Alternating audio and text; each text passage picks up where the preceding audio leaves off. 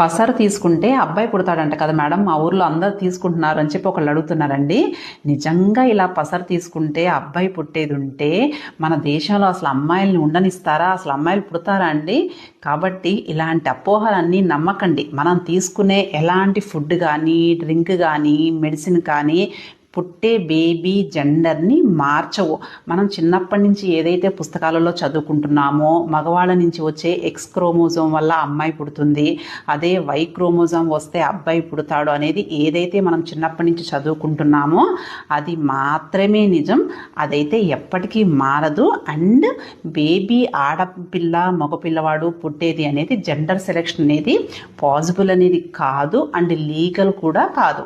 కాబట్టి ఇలాంటి అపోహలన్నీ నమ్మకండి. మదర్ హెల్దీగా ఉంటే బేబీ హెల్దీగా ఉంటుంది, అదొక్కటే నమ్మండి. ఓకేనా? Thank you.